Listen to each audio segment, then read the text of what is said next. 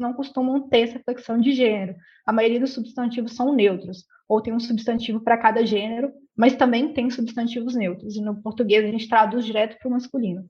Então é fazer esse esforço, e no meu time é ótimo. Assim, meu PO já escreve todas as histórias, eu como pessoa usuária, eu acho lindo. E a gente vai acostumando com isso e é super tranquilo, assim, acho que não tem muitos atritos, mas eu também estou atuando hoje num cliente que é bem tranquilo com isso também.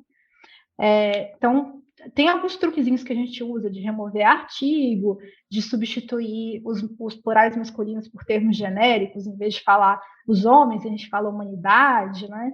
Em vez de falar os filhos, as crianças, em vez de falar os trabalhadores, a gente fala o pessoal. Aí tem as questões também de você falar sobre pessoa. Então, em vez de você falar os desenvolvedores, você pode falar as pessoas desenvolvedoras, em vez de falar código do aluno, código de pessoa, que aí é um guarda-chuva, né? Não tentar falar diretamente com a pessoa, em vez de falar assim, os usuários devem fazer isso, fala você deve fazer isso, dá instrução direta. Isso também entra nos princípios de clareza, né, de UX Writing, de objetividade. Pensar também se você for usar as formas masculinas e femininas juntas. Então, em alguns contextos pode fazer sentido. Se você está falando de um coletivo que tem homens e mulheres, isso pode não abarcar pessoas não binárias, tá? Então tem que tomar cuidado, mas dá para usar as formas femininas e masculinas. Então, se você está falando de um grupo, por exemplo, de autoras e autores, então fala dos dois. Então tem algumas coisinhas assim que dá para fazer. Uhum. Acho que um negócio legal também de se pensar é de evitar adjetivo. Você tentar transformar um adjetivo em uma flexão, tipo, em uma construção que tenha um verbo. De, tipo, por exemplo, ao invés de, sei lá, de falar, você fique tranquilo. De não pensar no tranquilo enquanto adjetivo, mas da ideia de tranquilidade. De, tipo, de às vezes jogar com os antônimos, sei lá, de ser... Acalme-se. Não se estresse, acalme-se. Tenha tranquilidade. Tenha tranquilidade, de sempre pensar nesses casos, como que você consegue transformar a construção para não ter que usar um adjetivo. Eu acho que dos principais, assim, elementos da linguagem que tem gênero, acho que o adjetivo é um que a gente usa muito, além dos pronomes e artigos e substantivos. Acho que o substantivo talvez seja mais difícil de alterar, né? Mas que uma coisa que a Ava até mencionou, que eu acho que ajuda, assim, que é ver se na linguagem que você tá usando, você consegue usar a segunda pessoa. Se falar o você, ao invés de usar a terceira pessoa, usar ele, ela, ele, e etc. Porque na segunda pessoa fica muito mais fácil. Você consegue lidar com a linguagem sem usar muito gênero em vários momentos, só tendo cuidado com o adjetivo. Tanto que no meu caso, assim, colocando um pouco na prática do dia a dia, trabalhando com chatbot, isso acaba vindo muito naturalmente, porque esse tipo de linguagem, se referindo diretamente à pessoa, você usa muito menos o gênero. Então, acaba facilitando bastante. Uhum. É bom você ter falado também, né? Vocês terem falado também da linguagem. Porque realmente é difícil, né? A Ava falou um pouquinho sobre a experiência do usuário, né? De coisas que a gente já está acostumado a falar, assim, que infelizmente, né? Tudo também é questão de construção social, né? De costume e tudo mais. E eu fico pensando que eu mesma também, em várias apresentações que eu faço, né? Eu tenho falado um bocado aí. E aí, às vezes, eu me pego falando umas coisas assim que poderia ser diferente, né? Tipo, eu falo muito, por exemplo, o desenvolvedor.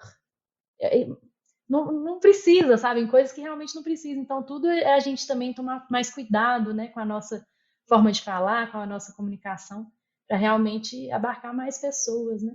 E aí mais pessoas se identificarem com ela. E a gente não precisa sentir essa culpa, assim, de eu não consigo, eu tô tentando, mas me escapa, porque, gente, é uma construção de desde quando a gente nasceu, que estão colocando isso na nossa cabeça, pensando que não, é o masculino genérico e essa é a norma, sendo que isso é só uma tradição, isso é uma tradição que a gente tem, e se a tradição estiver perpetuando esses preconceitos, a gente pode mudar essa tradição. Da mesma forma que a gente mudou várias outras tradições e hoje ainda bem que meninas com 12 anos não se casam mais. Imagina se a gente tivesse mantido essa tradição. Então, Eu acho que tá muito nisso, assim, eu acho muito importante você se esforçar. E que legal que você percebe, assim, poxa, eu falei isso, na próxima podia ser diferente. E eu acho que tá mais nesse sentido de você ter intenção. E no texto escrito, ele é mais fácil quando você pode revisar, Exato. porque aí você vai reler o texto. Eu estou tratando aqui a pessoa no masculino, e pode ser que quem esteja lendo seja uma mulher, seja uma pessoa não binária. Mas quando a gente fala no dia a dia, realmente é muito difícil. Eu acho que a gente não tem que se culpar por isso. Ai, gente, muito bom. Então essa discussão, assim, ela é muito grande, né? A gente poderia passar algumas horas falando sobre isso aqui. Mas queria então que vocês indicassem, assim, alguma, né, se vocês puderem, indicar alguma referência, alguma bibliografia para quem quiser saber mais, estudar mais sobre esse tema. Realmente é um tema bem importante aí para o nosso dia a dia mesmo.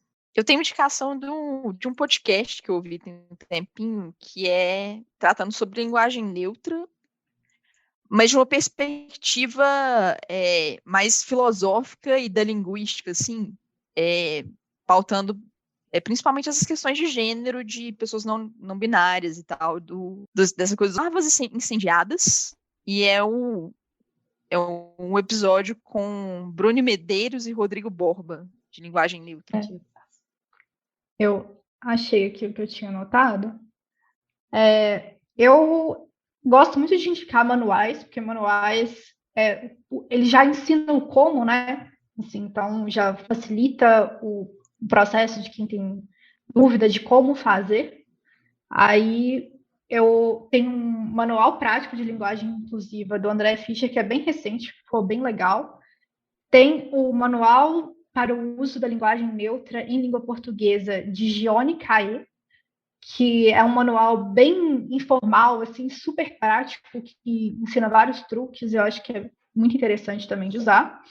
E tem o manual para o uso não sexista da linguagem do governo do Rio Grande do Sul, que foi um dos primeiros manuais, assim, completíssimos que rodaram por aí, e que ele é muito interessante porque ele é de uma instituição governamental e que realmente trouxe impactos reais. Assim, tem um rapaz da UFMG que fez um estudo com base nas transcrições dos discursos da Assembleia Legislativa do Rio Grande do Sul, antes e depois no manual, da publicação do manual, e na análise do discurso ele percebeu diferenças de tratamentos sexistas antes e depois do manual.